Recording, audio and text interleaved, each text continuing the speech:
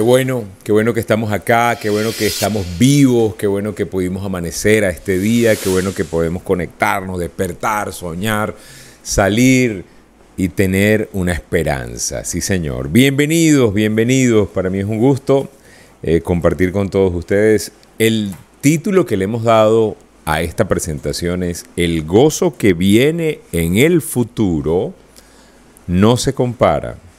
Es más grande que la tormenta del presente. Ese es el tema de hoy. De eso vamos a hablar. Bienvenidos.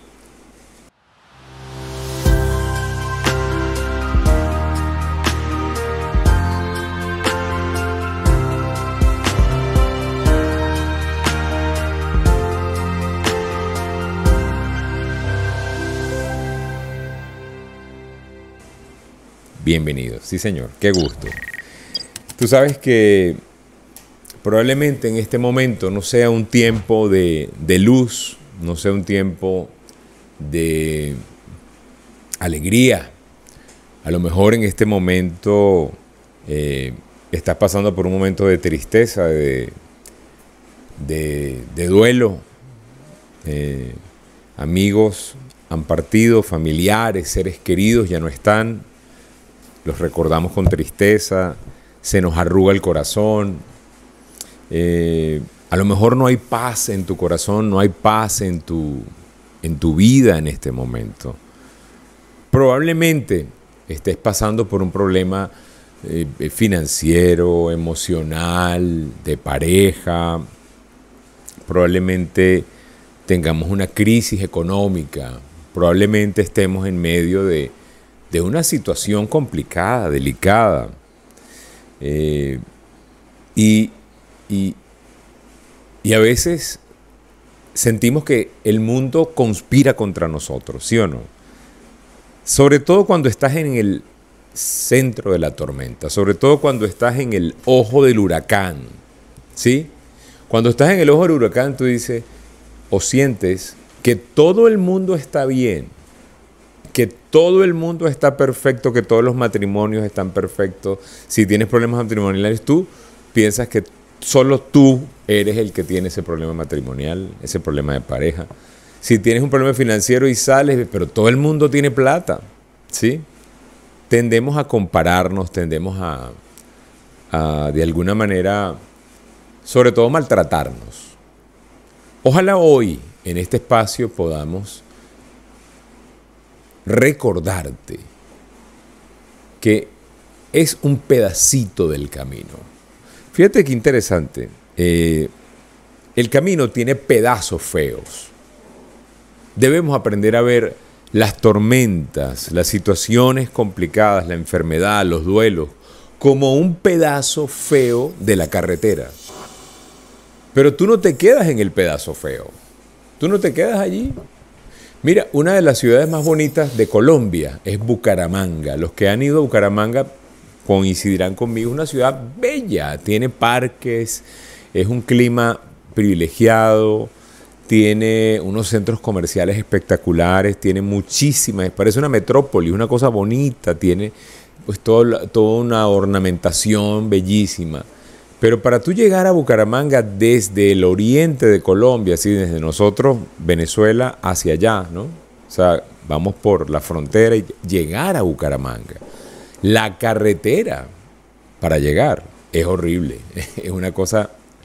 Es bonito el paisaje, pero la carretera es curva tras curva, tras curva, tras curva, tras curva, que tú terminas mareado. Pero el premio de esa carretera es una ciudad hermosa.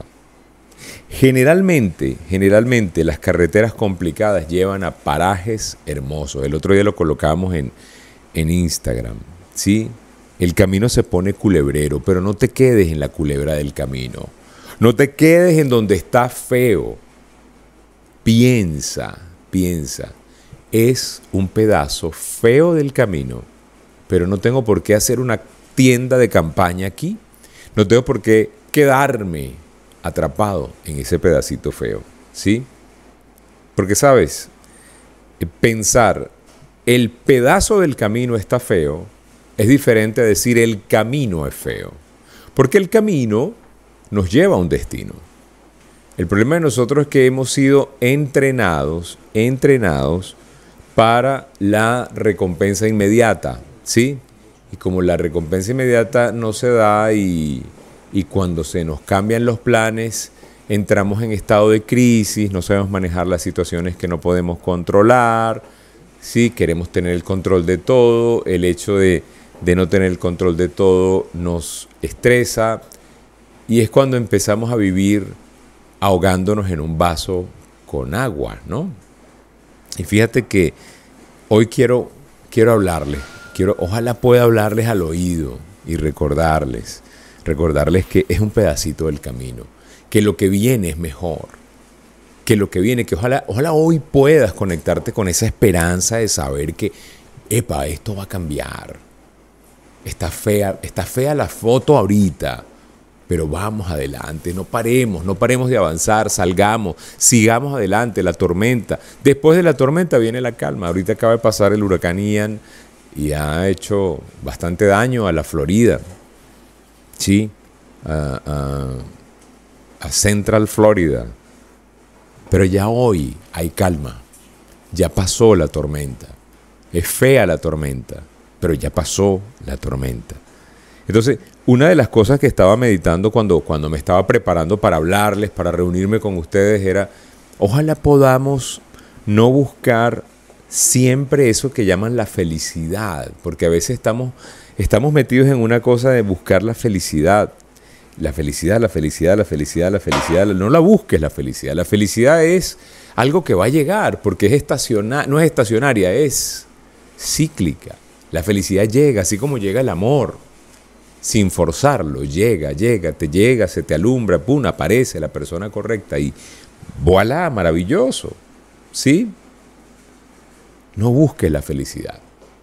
Tampoco busques la aceptación. La felicidad no debemos buscarla porque es cíclico, es circunstancial. Y la aceptación es externa. No la busquemos externa. Si nosotros encontramos serenidad en que otro me acepte, estoy encontrando esa serenidad en el externo, ¿no? O sea, yo estoy sereno cuando tengo plata. No, porque es externo. Yo estoy sereno cuando me aceptan y me quieren, me escriben y me llaman y me alimentan y me... No, tu serenidad no puede depender de algo externo. Tenemos que buscarla más interna. Y hoy quiero profundizar en eso, ¿sí? Me gustaría que profundizáramos, porque si pudiéramos buscar algo, sería la serenidad. La serenidad es una buena idea. Es una buena idea buscar la serenidad, más allá de la felicidad. Y recordar que si el camino se puso culebrero, es un pedacito del camino. ¿Bien? Voy a colocar una presentación que les hice que no he abierto, fíjate tú, pero la voy a abrir primero para podérselas presentar. Y pues siempre tratando de que nosotros podamos tener una experiencia de aprendizaje juntos en este ratico que vamos a estar reunidos. Voy con la presentación.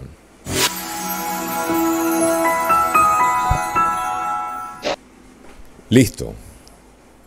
El gozo que viene es más grande que la tormenta de hoy. Yo quiero que nos pongamos en una perspectiva en donde lo que está pasando hoy, si no es muy agradable, no te detenga de avanzar.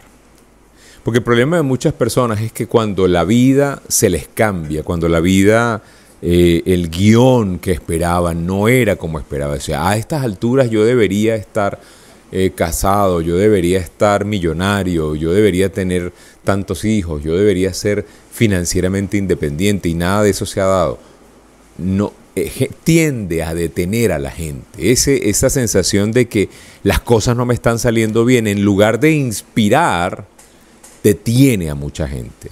Eso a mucha gente alimenta, pero a la mayoría detiene, ¿sí? Las desavenencias, obnubilan el pensamiento, ¿no? El otro día hacíamos un análisis de eso, de que los tiempos difíciles te bloquean, ¿no? Ahora, yo quiero hoy recordarte, con mucho cariño, con mucho amor, que ese gozo que viene, que paso es una promesa, o sea, no es algo que se me ocurrió a mí. Esto tiene un basamento bíblico espectacular. El gozo que viene no se compara, no se compara, no se compara a la tristeza de hoy. No se compara. Rafael, pero es que se me murió mi papá. Sé que es doloroso, yo lo he vivido, pero el gozo que viene va a ser más grande. Eso es triste, no estoy minimizando la tristeza. Hay una tormenta, hay un dolor, hay un duelo real. Pero quiero que sepas que hay una esperanza. Hay una esperanza, ¿sí? Ahora, ¿qué debemos hacer para que ese gozo no se nos vaya del mapa, no se nos vaya del radar? Algunas recomendaciones. Número 1, hay que blindar la fe.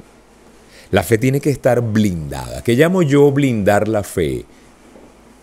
Para mí blindar la fe es que tú protejas la fe, que tú agarres y que tu fe sea intacta, que si es un granito de mostaza, ese granito está allí, ahí, todo el tiempo, ese pedacito, ¿no?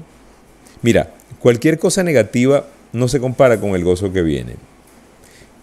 Eso está escrito en la Biblia, ¿sí? Yo ahorita les voy a dar todas las citas. Y es interesante cómo todo eso está en el capítulo 8 de Romanos. O sea, ese capítulo creo que es revelador. Lo he dicho muchas veces, ustedes me han oído. Pero ahí nosotros entendemos que Pablo, hablándole a los romanos desde la prisión, en muchas de las cartas de Pablo fueron escritas desde la prisión. Son inspiradoras por eso, porque él no estaba en las mejores condiciones para poder hablarte de gozo y de felicidad. Y te decía, acuérdense, esto no es nada, esto no es nada. Es como el instructor cuando te está diciendo, anda, haz el abdominal, eso no es, te duele, sí, pero eso no es nada. Con la alegría que vas a sentir cuando veas en el espejo que ya no tienes barriga. ¿Ah? El dolor no es nada. ¿Te duele salir a vender tus productos? Dale, sal. Te lo dice tu coach, tu mentor, tu socio, tu líder, lo que sea. Sal. Porque yo sé que duele, pero la alegría de tener flujo de caja, de tener clientes, de tener prosperidad, de poder comprarte tus cosas, de poder salir, de poder... Eso no se compara con nada. La alegría del logro, de vencer la resistencia, muchachos. ¿Sí me explico? Eso es. Entonces, en ese capítulo de 8 de Romanos hay una cosa espectacular. Nos recuerda eso, pero también nos dice todo pasa para bien. Nos recuerda que nada nos separará del amor de Dios. Nos recuerda un poquitico antes que si Dios está con nosotros, ¿quién podrá contra nosotros? ¿Quién podrá contra nosotros? Dios, el hacedor del universo, está de nuestro lado. Entonces tenemos que blindar la fe, tenemos que tener eso que llaman certeza. Certeza, muchachos. La certeza de que cualquier cosa, cualquier reto, cualquier tormenta, cualquier desaveniencia, cualquier diferencia, se van a subsanar y todo va a resolverse. Tú y yo tenemos que entender eso, pero de primera mano. No podemos andar dudando, tenemos que blindar esa fe. Tenemos que blindarla porque nosotros, ¿sabes algo? Las malas rachas son pasajeras. Las buenas rachas también son pasajeras. Por lo tanto, las rachas no deberían tenernos a nosotros, darnos la serenidad. La serenidad nos la damos nosotros de saber que pase lo que pase, ahí estamos, ahí seguimos. Pablo le decía a los filipenses, he sabido vivir en la abundancia y en la escasez, pero todo lo puedo en Cristo que me fortalece. ¿Sí o no?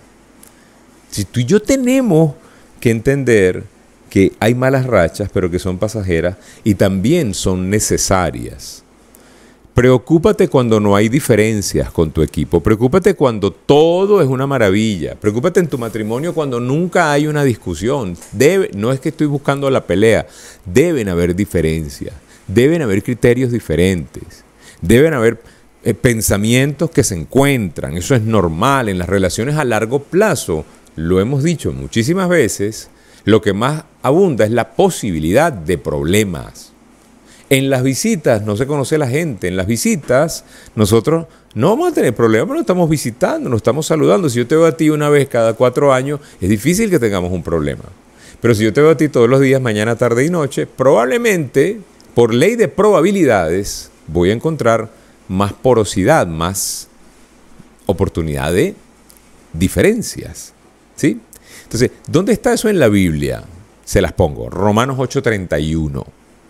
Entonces, ¿qué diremos a esto? Si Dios está por nosotros, ¿quién estará contra nosotros? ¿Sí? Romanos 8:18 dice, lo que viene es mejor que lo que hay. Y puede ser la base de todo lo que les quiero decir hoy. 8:18. Pero 8:31 nos recuerda,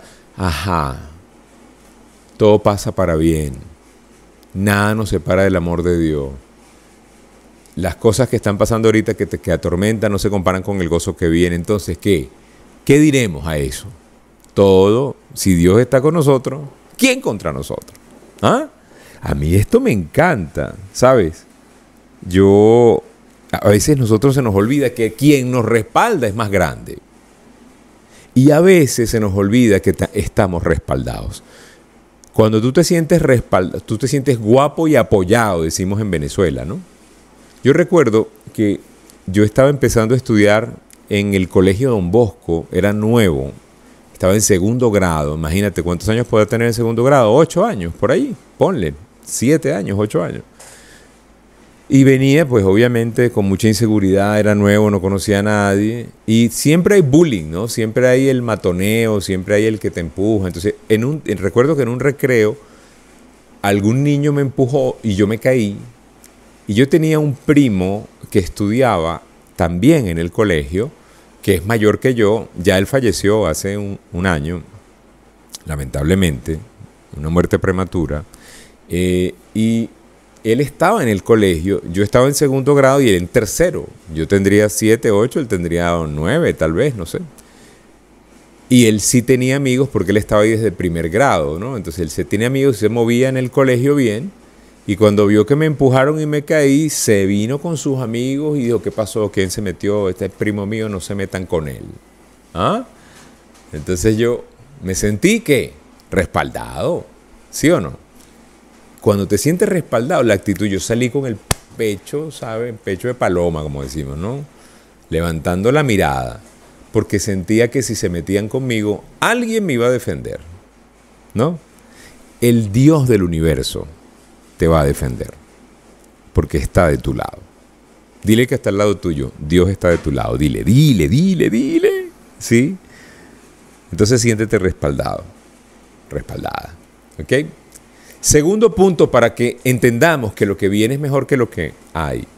Esa fe que estamos blindando, requiere de un requisito importantísimo que es humildad. La humildad es una cosa que debemos cultivar por muchas razones. Nos aterriza, nos relaciona. A ti te cae mejor la gente que es humilde y no la gente que es egocéntrica. ¿Cierto? Bueno, a mí también. Entonces tú y yo tenemos que aprender a humillarnos ante Dios. ¿Sí? Ojo, esto hay que saberlo decir para que se pueda interpretar bien. ¿Sí? Nosotros necesitamos, para poder tener la fe necesaria para que la fe sea blindada, tenemos que humillarnos ante Dios. Porque la humildad es el requisito, ¿sabes? Yo sé que esto no es amable a los oídos del ego. El ego no quiere que te digan, tienes que humillarte, tienes que ser más humilde. No, ¿sabes? Reconocer nuestra incapacidad y reconocer la capacidad de Dios es un ejercicio necesario para la fe. Porque si yo siempre estoy pensando o estoy obviando ese detalle, probablemente estoy anotado en una espiral que me va a descender emocionalmente, me va a descender espiritualmente, porque siempre voy a creer que soy yo la fuente, que la fuente de todo lo que yo puedo hacer soy yo. entonces eso te pone en angustia, en control, eres modo controlador. Cuidado con eso. Entonces tú y yo tenemos que aprender a tener humildad, a reconocer la grandeza de Dios, a reconocer nuestras limitaciones. Humillarse ante Dios es eso. Humillarse ante Dios no es físicamente entrar y arrodillarse. Es interesante poder arrodillarse ante Dios, arrodillarse, reconocerlo, adorarlo. Es importante, sí. Pero más importante que hacerlo físicamente es hacerlo emocionalmente, mentalmente. Es reconocer, yo con esta tarea que he sido llamado a hacer, yo no puedo. Yo solo no puedo. Yo necesito de Dios. Yo necesito que Dios intervenga. Esto es imposible para mí. Cuando tú entiendes eso, que es imposible para ti y que necesitas de Dios, te estás humillando ante Dios y ahí es donde la fe se vulcaniza, ¿no? Como que se mimetiza contigo, se blinda, es la palabra, ¿sí? Se blinda, estás blindado en la fe porque tú sabes que yo no puedo, pero Dios va a obrar. Yo tengo un negocio, quiero llevarlo a su máximo nivel, yo no puedo, pero Dios sí va a tocar los corazones para que mi negocio prospere, para que vengan clientes, para que vengan socios, para que todas las cosas sumen para bien. Yo quiero un trabajo, no me han contratado, pero yo sé que voy a tener el mejor trabajo, me van a pagar de la mejor manera. No va a depender de mis habilidades, Dios me va a dar la habilidad, el gozo, la salud, las neuronas para que las cosas se den. No va a depender de que yo sea el tigre de la Malasia, el llanero solitario, el que camina sobre el agua. No, ese es el daño que más le hace a la fe, el pensar que yo tengo que ser una especie de super ser, de superhéroe para poder lograr cosas sobrenaturales. Hay un salmo que dice, en Dios haremos proezas. No dice, en tu capacidad, en tu belleza, en tu habilidad, podrás hacer proezas. No dice eso, dice, en Dios haremos proezas. Entonces, tú y yo tenemos que aprender que esa fe en ese futuro mejor que el presente imperfecto o el presente tormentoso, requiere de humildad. Humildad. Requiere de entender que tienes problemas grandes. Sí, ningún problema es pequeño, porque el problema es pequeño para el que está al lado y no lo está viviendo, pero para el que está ahí es grande. Entonces, ¿tienes problemas? Sí. Sí. ¿Son grandes? Sí. Pero Dios es más grande. ¿Sí me explico? Entender eso, muchachos. Entender eso es vital. Vital, es vital. Entender que Dios es la fuente, es grande, que Dios está por encima. Humillarte. La palabra humillarte sé que te está pegando en los oídos en este momento, pero eso es lo que quiere.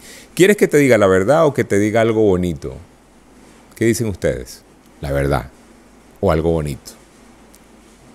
La verdad. La verdad es, hay que humillarse. Y eso está en la Biblia, ¿en dónde? Está en 2 de Crónicas 7:14. Si tú lees la Biblia, te vas a dar cuenta que esto es una de las citas más famosas que hay. Dice, si mi pueblo que lleva mi nombre se humilla y ora y me busca y abandona su mala conducta, yo lo escucharé desde el cielo, perdonaré su pecado y restauraré su tierra. Probablemente esa tierra tuya que tiene que ser sanada no se ha sanado porque tú no te has vuelto más humilde ante Dios. Probablemente ese proyecto no se te ha dado, ese matrimonio sigue resquebrajado porque estás altivo y los ojos altivos no sirven para poder relacionarnos con Dios. Probablemente nosotros necesitamos pedirle a Dios que nos ayude a ser más humildes, pedirle a Dios que nos ayude a bajar la mirada ante Él y reconocerle a Él, ¿sí? La humildad pudiera ser el secreto de los resilientes. ¿Qué se necesita para ser resiliente? Ser resiliente es levantarte, quedar intacto después de haber pasado por una tormenta, seguir adelante, levantarte, volverlo a intentar. Una persona humilde es capaz de volver a empezar. Una persona orgullosa dice, no, yo no voy a volver a empezar, las cosas no pueden ser así, es injusto. Te quedas en la inacción porque no se te dio como tú querías, insistes y en la necedad. El humilde dice, tengo algo que aprender, no se dieron las cosas, voy otra vez, voy a empezar, porque yo sé que ya hay un lugar para mí, porque yo sé que el futuro, la visión del futuro que tengo es espectacular. Joel Osteen dice, el futuro que nos espera es tan brillante que necesitamos lentes de sol. Tú y yo tenemos que entender eso, tenemos que aprender a humillarnos, tenemos que volver a empezar, levantarnos, volver a soñar. Eso requiere de humildad. Honestamente requiere de humildad. Una persona humilde dice, yo quiero volver a empezar. Una persona orgullosa dice, me fallaste, ya no me sirve. Una relación a largo plazo requiere de que la pareja, los dos sean humildes, o al menos uno de los dos. Preferiblemente los dos, porque cuando se equivoca uno, el otro perdona por humildad. Y el otro pide perdón por humildad también. Entonces la humildad es una tremenda skills, habilidad. Ser humilde. Ser humilde es algo que tenemos que aprender. Lamentablemente, el orgullo no nos deja reconocer que hemos fallado. Nos enfocamos en no reconocer. No reconocemos con facilidad que nos falta aprender. Nos cuesta muchísimo. Queremos tener la razón. Y eso nos complica más la vida. El orgullo, no reconocer la falta de aprender, ese orgullo nos lleva a repetir los errores. Tú y yo repetimos errores por orgullo. Entonces hay que humillarse. Y sobre todo humillarse ante Dios. ¿Por qué pasa cuando te humillas ante Dios? Tienes una relación viva con Dios. Y hay una promesa. Cuando tienes una relación con Dios, está el Espíritu Santo hablándote al oído para que tú puedas tomar el camino correcto. Bien, siguiente punto. Para poder entender que el futuro que viene es muchísimo mejor que el presente tormentoso, es saber que Dios está armando su propio equipo. ¿Tú sabías eso? Tú sabes que Dios está armando su equipo. Dios tiene un propósito. Dios tiene una meta. Y la va a cumplir, pero también es inclusivo. Y es interesante, cuando tú entiendes que Dios está armando su equipo, yo no sé, pero ¿cómo se siente pensar que el Dios de los ejércitos de Israel está buscando gente? Pudiera ser el draft más importante que tú y yo podamos aspirar, es a ser convocados por la selección intergaláctica de Dios. Sería una aspiración muchísimo mayor a que te contrate el Real Madrid o que te contrate los Yankees de Nueva York, que son grandes equipos, o que te contrate Google o Facebook, que son grandes empresas. Hay un Dios buscando tu currículum, revisándolo, porque necesita, ¿sabes? Es interesante saber que Dios está buscando aliados. Debería movernos el corazón, ¿sí o no? O sea, ¿qué le dirías a Dios tú si sabes que Dios está buscando aliados? ¿Qué le dirías a Dios? Dios está buscando que alguien haga una misión. ¿Qué le dirías? Envíame a mí. ¿Sí o no? Envíame. Aquí voy. Aquí estoy. ¿Sí? O tal vez tú, por un problema un poco más profundo, no le dirías envíame a mí porque no te sentirías capacitado para esa misión. Te voy a decir algo. Al final de la vida te vas a arrepentir más de las cosas que no hiciste que de las cosas que hiciste. Muchísimo más, pero mucho más. Hay cosas que no haces por miedo a fallar, pero al final de tu vida vas a decir, cuando ya no queda más tiempo, vas a decir, ¿por qué no hice más cosas? ¿Por qué me dio miedo? ¿Por qué me dio miedo el qué dirán? ¿Por qué me dio miedo? ¿Por qué paniqué? A nosotros nos va a dar más dolor, nos va a dar muchísimo más dolor el no hacer, el cometer errores. Y yo digo, si Dios está buscando gente, ¿no sería un privilegio pertenecer a esa selección? ¿No sería privilegioso eso? ¿Sabes? No sería... Servir a Dios es un privilegio, no es un oficio. Muchachos, servir a Dios, o sea, imagínate ser tomado en cuenta por Dios, el hacedor del universo, el nombre sobre todo nombre. Está buscando talentos, está buscando gente. Está buscando armar el equipo y tratándose de Dios debe ser el mejor equipo posible, el mejor equipo del mundo, ¿sabe? El entrenador que paga más te está buscando. El entrenador con más visión te está buscando. O está buscando gente. Te tengo noticias. El entrenador está buscando gente. Ahora, ¿tú qué sientes cuando sabes, como te lo estoy diciendo hoy con total certeza, que Dios está armando un equipo? ¿Qué sientes tú? No te sientas menos. Te voy a pasar una clave importante para que no te sientas menos. ¿Sabes? Dios no es capaz de llamar a alguien que sea incapaz de cumplir esa tarea. Voy a repetir. Dios no es capaz de llamar a una tarea a alguien que es incapaz de hacer esa tarea. Porque sería cruel.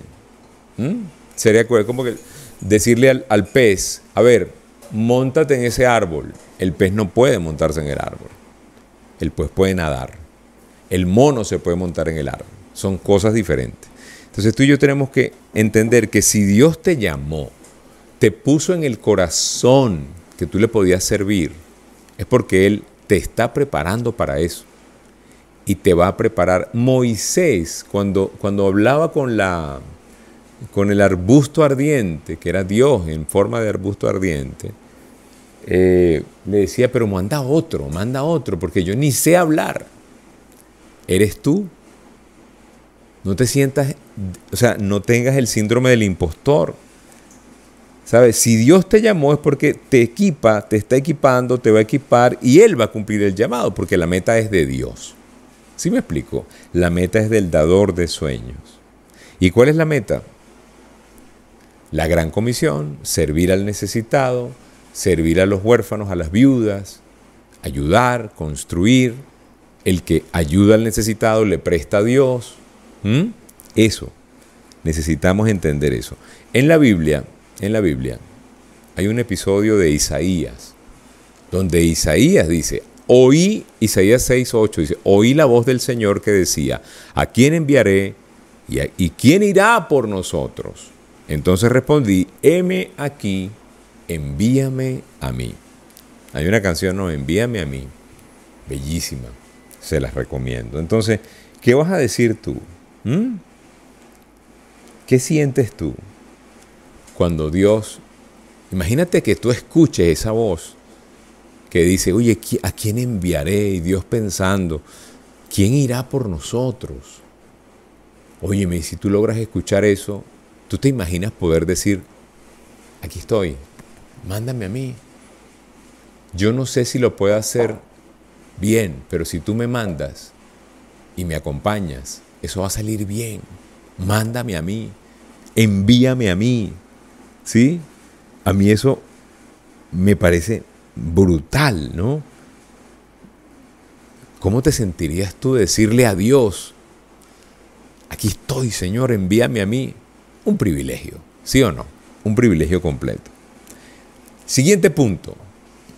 Esa misión que nos va a llevar a ese futuro soñado a pesar del presente con tormentas, a pesar de lo feo del camino, ¿sí?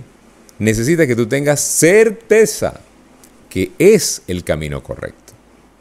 Cuando tienes certeza de que es el camino correcto, tú andas con más seguridad. En este fin de semana tuvimos un evento en Valencia donde había que ir como una especie de finca, una zona donde habían fincas, montañas, una zona de aquí de la ciudad llamada La Cumaca. Y hay muchas fincas y hay espacios verdes. Y había algo de señalización. Pero andábamos todavía, como no conocíamos, ¿será que es por aquí? El primer día que fuimos lentos, ¿no? Fuimos lentos porque, oye, pero no veo, no hay casi señalización. Cuando vimos el siguiente aviso que decía van bien, dijimos, bueno, vamos bien. Y el siguiente aviso era 2 kilómetros después y decimos, pero ¿será que ese aviso estaba muy viejo? Había duda, éramos duditativos, no andábamos con actitud el primer día, porque no sabíamos que era el camino correcto. Al siguiente día teníamos que ir. ¿Cómo fue la ruta al siguiente día? Totalmente tranquilos, disfrutando el paisaje porque sabíamos que por ahí se llega.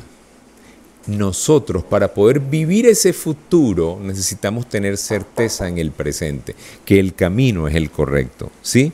No es lo mismo saber que estás en el camino a saber que solamente te estás moviendo. Porque todo el mundo se está moviendo. A veces confundimos movimiento con progreso. No, probablemente estés muy movido, pero muy atascado. ¿Sí? No confundas movimiento con progreso porque probablemente no va a ser lo mismo. O sea, una gente en una mecedora se está moviendo, pero no está avanzando, está estático. A lo mejor tú estás en una mecedora de la vida. Ten cuidado, mucho cuidado porque la vida se va, los días se van, los años se van muy rápido. Fíjate que ya estamos en octubre, yo iba a decir septiembre, imagínate, estamos en octubre, hoy es 2 de octubre y ya en nada estamos otra vez cerrando el 2022, estamos cerrando el año calendario. Entonces tú y yo tenemos que entender que el camino es el correcto y no podemos perder tiempo. Tenemos que tener certeza, la certeza es la base de la paz, esa paz de que sé que las cosas no están bien, pero no me voy a parar porque más adelante van a estar mejor. Esa paz que no la entiende mucha gente. Y mucha gente no entiende esa paz que sobrepasa el entendimiento humano. Esa paz es la que necesitamos, muchachos. La paz, la certeza, la serenidad. No es una fuente externa. No es, ¿sabe? No es por una fuente externa.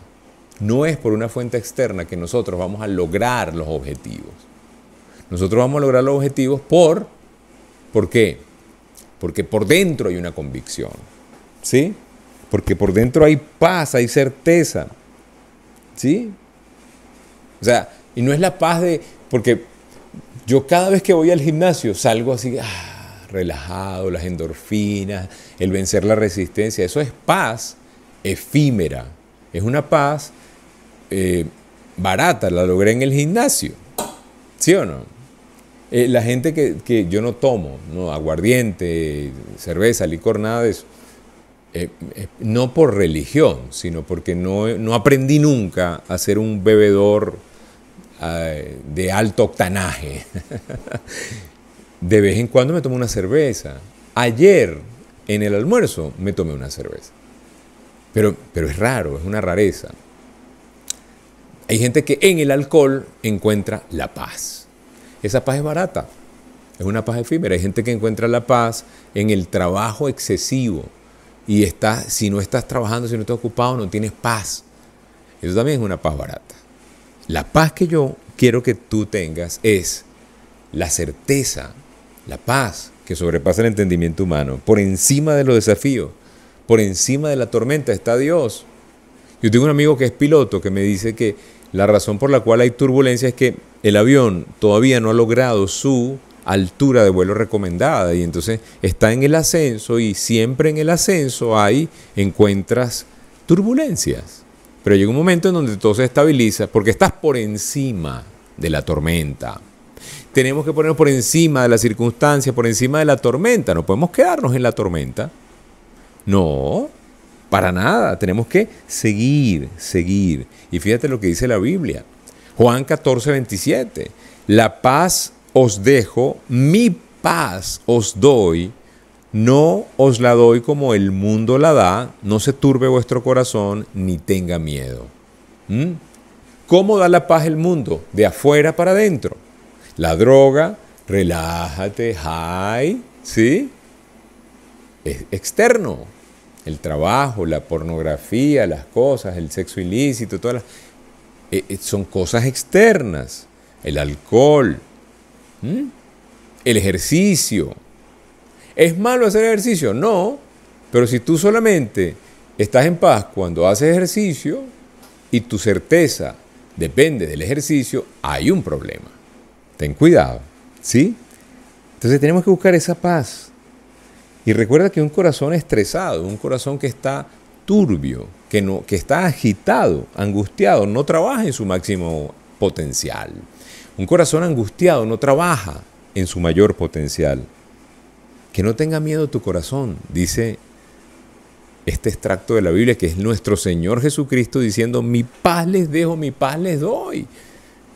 Que no se angustie el corazón, que no tengan miedo, porque el miedo los va a paralizar y no los va a dejar avanzar y no van a poder salir de la tormenta, sino que la vida va a ser completamente una tormenta. No se vale, ¿sí? Recuérdense que hay una promesa de paz de parte de Dios en un mundo donde hay terror y psicoterror y cada vez cosas más totalmente más aberrantes. Por encima de eso hay un Dios prometiéndonos paz en la tormenta. Paz en la tormenta. Recuerden que Dios es suficiente. Ahí está la clave. Siguiente recomendación. Si vamos a poner en una balanza el amor y el temor, debe ganar el amor.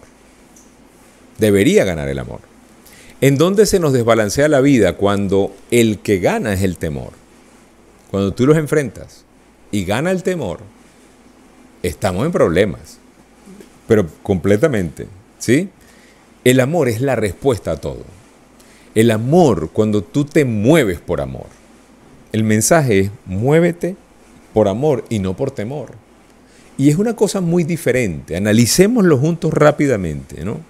Si yo estoy tomándome mis vitaminas y estoy cuidándome por temor a enfermarme y no por ser más saludable, la energía es diferente. Cuando yo voy a un juego a jugar para no perder o a jugar para ganar, la energía es diferente. Me mueve el amor a ganar, no el temor a perder.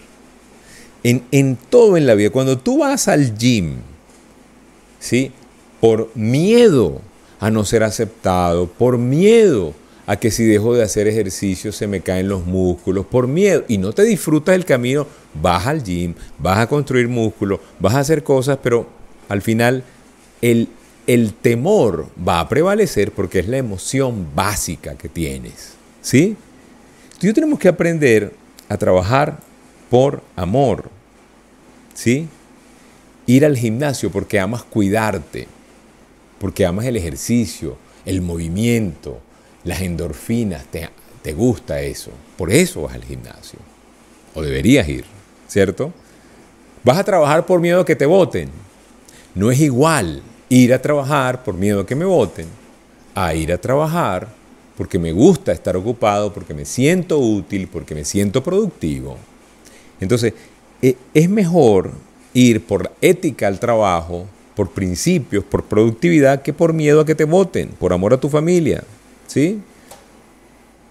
¿Amas trabajar o te toca trabajar? Si amas trabajar, vas y fluyes. Si te toca trabajar, estás yendo a trabajar por temor. Y no es lo mismo, no es igual. Te casaste o te ennoviaste por temor a estar solo. No es lo mismo a casarte o buscar una pareja o hacerte novio o novia de alguien porque lo amas. Es totalmente diferente. O sea, no puede ser que dices, bueno, me voy a agarrar con el menos, voy a salir con el menos malo. No puede ser. El peor es nada. No puede ser. Porque no puede ser que tú buscando llenar un vacío crees un vacío más grande y le hagas daño a una persona. Entonces tú y yo tenemos que entender. Y mira, y hay una cosa interesante. Yo esta semana estaba hablando con el grupo con el cual nos comunicamos todos los días con palabras de aliento espiritual. Yo les decía a ese grupo que, y en esto nos vamos a relacionar mucho los que somos padres, ¿no?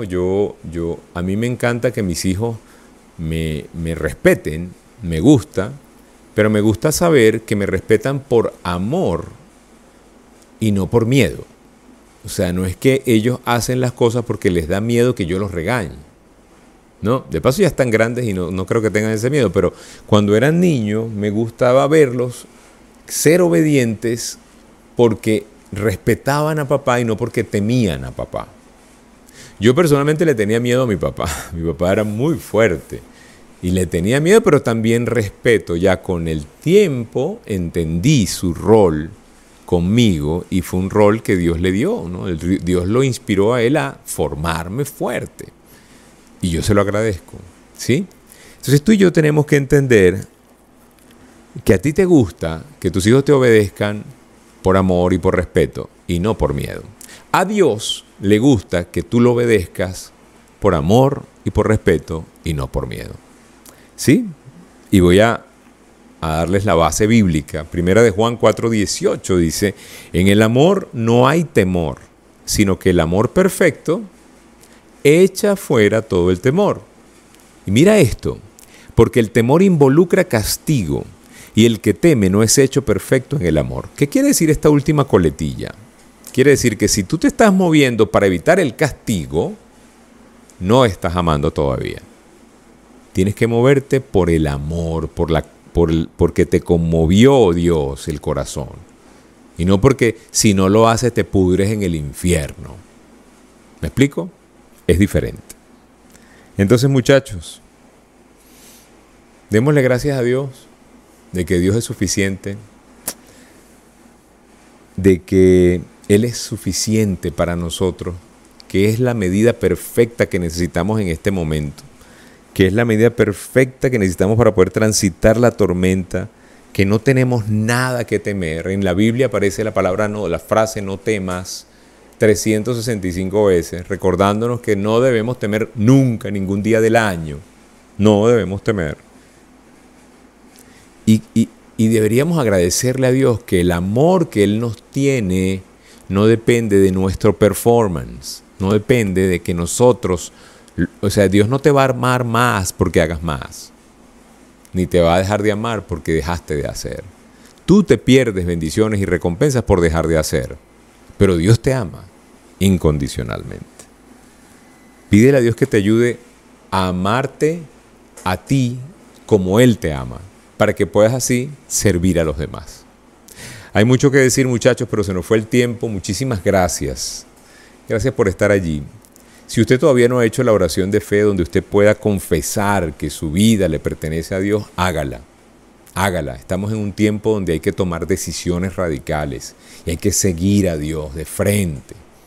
Haga una oración donde usted le dice, Señor, perdóname mis pecados, perdóname mis faltas, perdóname que no he sido fiel, no he sido suficiente, te necesito.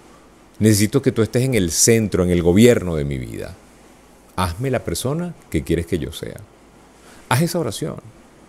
Si quieres que la hagamos juntos, escríbeme al 0414-340-3023, que está por aquí. Mírenlo, aquí. 0414-340-3023. Véanlo allí. Escríbanme. Y lo acompañamos. Incluso, si usted quiere, lo involucramos en el otro grupo, en el grupo de Palabras de Aliento Espiritual, que todos los días compartimos y pasamos un tiempo breve analizando el mensaje del día. Muchachos, hay esperanza. Lo que viene no se compara a lo que hay. Que Dios me los bendiga. Chao, chao.